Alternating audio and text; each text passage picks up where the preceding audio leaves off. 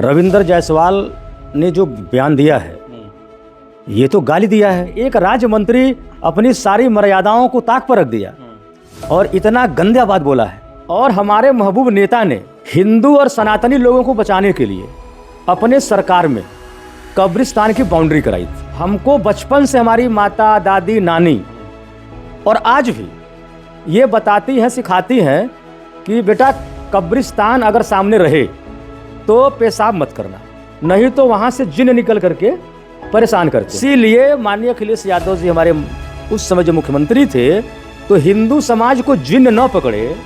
हालांकि ये भ्रम भी हो सकता है, इल्यूजन हो सकता है, लेकिन जो ये दंत कथाओं के माध्यम से परंपरा दर परंपरा ये बात चली आ रही है कि अगर कब्रिस्तान के अंदर आप पेशाब कर देंगे तो फिर आपको भूत पकड़ लेगा, आप परेशान होंगे। इसलिए उन्होंने वो असली हिंदू और सनातनी के शुभेच्छु हैं हमारे महबूब नेता। उन्होंने बाकायदे कब्रिस्तान का बाउंड्री वाल करा दिया और वहाँ कब्रिस्तान लिखवा दिया, जिससे कि कोई हिंदू लड़का हो, बूढ़ा हो, जवान हो, गलती से कब्रिस्तान में पेशाब न कर सके और उसे जिन न पकड़ सके। वो जो है जालीदार टोपी और लुंगी, अरे लुंगी हिंदू भी पहनते हैं यार, हमारे पिताजी भी पहनते थे, हमारे दादाजी पहनते थे। क्या हिंदू लुंगी नहीं पहनते हैं क्या? नहीं, दिक्कत लुंगी से नहीं है, दिक्कत जो है इनको इंडोनेशिया से है। साथियों, बहुत बहुत स्वागत है खुशखबरिया में। वाराणसी शहर उत्तरी के विधायक रविंद्र जायसवाल जो राज्य मंत्री हैं, उनका वीडियो कल से वायरल हो रहा है, जिसमें अखिलेश यादव पर अमर्यादित टिप्पणी करते हुए वो नजर आ रहे हैं और ये इल्ज़ाम लगा रहे हैं कि अखिलेश यादव सिर्फ जालीदार टोपी और लुंगी वालों की राजनीति करते हैं, उनके वोट बैंक के लिए काम करते हैं और राम मंदिर के जो चंदे चोरी का जो मामला है उसको वो कुरेद कर जख्म और ताज़ा कर रहे हैं, ये उनका कहना है। जिसके बाद से आज बनारस में समाजवादी पार्टी की तरफ से उसका भरपूर तरीके से विरोध किया गया। जिला मुख्यालय पर लोग जुटे और खबर यह भी है कि उनके पुतले को चप्पल से मारा भी गया। इस मामले पर हमारे साथ बातचीत करने के लिए समाजवादी पार्टी के प्रदेश सचिव डॉक्टर सुभाष राजभर जी हैं। उनसे भी जानने की कोशिश करेंगे कि उनके मुखिया अखिलेश यादव के खिलाफ जो टिप्पणी हुई है उसको लेकर उनका क्या कहना है। डॉक्टर साहब, कल आपने भी ये वीडियो देखा होगा, काफ़ी सोशल मीडिया पर वायरल है। हाँ, मैंने देखा। एक्चुअल में हमारे भोजपुरी में कहावत है और हम लोग बचपन से सुनते आए हैं कि जिसे समाप्त होना होता है, जिसे मरना होता है तो उसके पंख निकल आते हैं।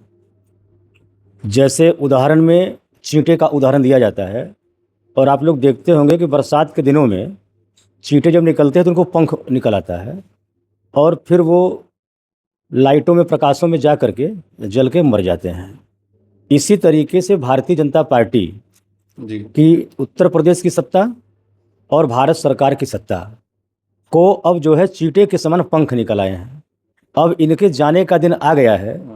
इसलिए और जो प्रभु श्री राम के साथ ये जब से पार्टी बनाए हैं तब से उनका दोहन कर रहे हैं, उनको गलत तरीके से यूज कर रहे हैं, समाज में भेदभाव और विघटन पैदा कर रहे हैं, समाज में उन्माद फैलाते हैं, उत्तेजना फैलाते हैं।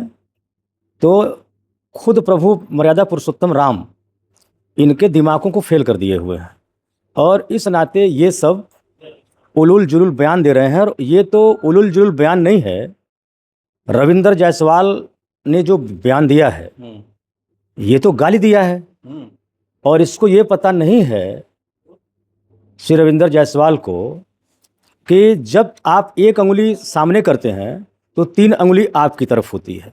मतलब जो आपने शब्द का इस्तेमाल किया ससुरा, तो वो ससुरा शब्द उलट के उन्हीं के पास गया है। ये प्रकृति का नियम है कि जो भी ध्वनि निकलती है वो रिफ्लेक्ट होकर फिर हमारे पास आती है। तो वो ससुरा तो उस ससुरा के पास चला गया, नंबर 1 बात। नंबर 2 बात, जिस क्रम में ये बात उन्होंने कहा है, पहली बात कि भारतीय जनता पार्टी वाले अपने को कट्टर हिंदूवादी, राष्ट्रवादी, सनातनी बताते हैं और इनमें से माननीय मुख्यमंत्री योगी जी हों या माननीय प्रधानमंत्री नरेंद्र मोदी जी हों, दोनों के जितने चेले चपाटे हैं, कोई नहीं जानता है कि हिंदुत्व, राष्ट्रवाद और सनातन क्या है। ये जिस पर गाली दिए हैं ये मंत्री भी हैं। सोचिए कि एक राज्य मंत्री अपनी सारी मर्यादाओं को ताक पर रख दिया और इतना गंदा बात बोला है। ऐसे लोगों को सदन में कैबिनेट में रहने का अधिकार नहीं है। वो तो जो बयान दिया, इल्जाम जो लगा रहे हैं कि नहीं, सुन जालीदार लीजिए, उसी पर मैं आ रहा हूँ, लुंगी उसी पर मैं आ रहा हूँ। पहले तो इनको ये जानना चाहिए कि हिंदू समाज या सनातन समाज में जो संस्कार होते हैं मृत्यु के बाद, उसका तरीका कुछ और है। जो हमारे इस्लाम को मानने वाले हैं, उनके 100 के संस्कार का अलग तरीका अलग है। इस्लाम धर्म के मानने वाले लोग यानी मुस्लिम समाज के लोग, इनके 100 एक फिक्स एरिया में दफनाए जाते हैं, यानी 100 दफनाए जाते हैं जी। और 100 दफनाए जाते हैं, इसलिए हर गांव में कब्रिस्तान होता है। लेकिन हिंदू समाज में जब कोई मरता है, जैसे कोई बच्चा मरता है, 1 दिन 2 दिन 12 दिन का होता है, तो उसको सीधे गंगा में प्रवाहित कर दिया जाता है।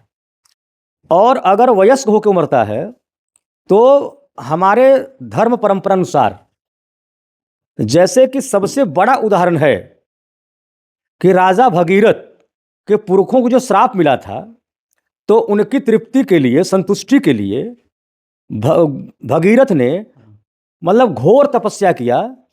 और घोर तपस्या करने के बाद भगवान शिव के सर पर जो माँ गंगा रहती थी, वहाँ से उन्होंने जलधारा छोड़ा और वही जलधारा आज माँ गंगा के रूप में जाना जाता है। और वही माँ गंगा का जल जब वहाँ पहुँचा, तो फिर ये जो इनके जो पुरखे थे भगीरथ जी के, उनको जाकर के उनके आत्मा को शांति मिला। कहने का मेरा अभिप्राय ये है कि हिंदू समाज के लिए गांव-गांव में श्मशान नहीं होता है, श्मशान कोई कॉन्सेप्ट नहीं है। मैं खुद रविंदर जायसवाल से पूछना चाहता हूं कि आप अपने विधानसभा में, अपने गांव, आप गांव में शहर में रहते हो, अपने वार्ड में कहीं दिखा दो कोई श्मशान हो। हम हिंदू समाज का जो संस्कार होता है वो नदियों के किनारे होता है, समझ रहे नहीं, तालाब के किनारे होता है। और अभी परंपरागत रूप से बनारस की भी बात की जाए तो अनादिकाल से मणिकर्णिका घाट है यहाँ, जहाँ बनारस नहीं तमाम पूर्वांचल के जनपदों से लोग आकर के अंतिम संस्कार करते हैं, जलाते हैं। और हिंदू लोगों के संस्कार में, शवदाह संस्कार में बहुत कम जगह की जरूरत पड़ती है। यानी जो हम, क्योंकि हम जलाते हैं, जलाया वो सब राख में बदल गया, फिर उसी पर दूसरा जलाया, फिर उसी पर तीसरा जलाया। इसी तरह हरिश्चंद्र घाट पे है। तो ये तो जो रिफरेंस लेकर के जो हमारे महबूब नेता को जिसने अभद्र भाषा बोला है, तो इसको तो खुद पता नहीं है कि गांव-गांव में श्मशान नहीं होते हैं, कब्रिस्तान होते हैं। और हमारे महबूब नेता ने हिंदू और सनातनी लोगों को बचाने के लिए अपने सरकार में कब्रिस्तान की बाउंड्री कराई थी। क्यों कराई थी शायद आपको न पता हो। हमको बचपन से हमारी माता, दादी, नानी और आज भी ये बताती हैं, सिखाती हैं कि बेटा कब्रिस्तान अगर सामने रहे तो पेशाब मत करना, नहीं तो वहाँ से जिन निकल करके परेशान करते हैं। आप किसी भी हिंदू परिवार में जाके आप पूछ सकते हैं। इसीलिए माननीय अखिलेश यादव जी हमारे उस समय जो मुख्यमंत्री थे, तो हिंदू समाज को जिन न पकड़े। हालांकि ये भ्रम भी हो सकता है, इल्यूजन हो सकता है, लेकिन चूंकि ये दंत कथाओं के माध्यम से परंपरा दर परंपरा ये बात चली आ रही है कि अगर कब्रिस्तान के अंदर आप पेशाब कर देंगे तो फिर आपको भूत पकड़ लेगा, आप परेशान होंगे। इसलिए उन्होंने वो असली हिंदू और सनातनी के शुभेच्छु हैं हमारे महबूब नेता। इसलिए उन्होंने इस जो है, जो भ्रम हो या सत्य हो, इस चैप्टर को क्लोज करने के लिए उन्होंने बाकायदे कब्रिस्तान का बाउंड्री वाल करा दिया और वहाँ कब्रिस्तान लिखवा दिया, जिससे कि कोई हिंदू लड़का हो, बूढ़ा हो, जवान हो, गलती से कब्रिस्तान में पेशाब न कर सके और उसे जिन न पकड़ सके। ठीक ना? तो इसके पीछे ये कॉन्सेप्ट है। अब चूंकि रविंदर जायसवाल हो या हमारे उत्तर प्रदेश के माननीय मुख्यमंत्री हो या इनके द्वारा एक छोड़ा गया मंकी है, बंदर है जो ओम प्रकाश राजभर, ये सब चूंकि एक कहावत है कि कुसंग का ज्वार बहुत भयानक होता है। तो आप अगर गलत संगति में पड़ जाएंगे तो आप भाषा भ्रष्ट हो जाएंगे, या जैसा वो व्यवहार करेगा वही व्यवहार आप लर्निंग करेंगे, सीखेंगे। तो चूंकि बाबा मुख्यमंत्री हमारे खुद दांत रगड़ रगड़ के, दांत पीस पीस के बात बोलते हैं, मतलब हमको तो लगता है कि उनका दतवा टूट न जाए, इतना रगड़ते हैं। अब उन्हीं का नकल ये सब करते हैं। ओम प्रकाश राजभर योगी नंबर 2 बनना चाहता है, अब रविंदर जायसवाल भी योगी नंबर 2 बनना चाहता है। पर इन सबका दिमाग असंतुलित हो गया है। और ये जो रविंदर जायसवाल कहे ना कि ये बार बार उसको कुरेद रहे हैं, क्यों ना, वो जख्म तुमने दिया है, चोट तो हमको लगी है ना, जख्म देने वाले आप हो, तो हमको दर्द हो रहा है कि आपको दर्द हो रहा है? आप तो नकली सनातनी हो, आप नकली हिंदूवादी हो। अगर असली सनातनी होते तो देश में इतने सारे मंदिर अनादिकाल से चल रहे हैं, वहां तो कहीं लूट नहीं हुई। आपके ही मंदिर में क्यों लूट हुई? जिसको आप लोग बनवाए, जिसमें अपने लोगों को, डकैतों को बिठाए आप ट्रस्टी बना के, वो लूटे ना।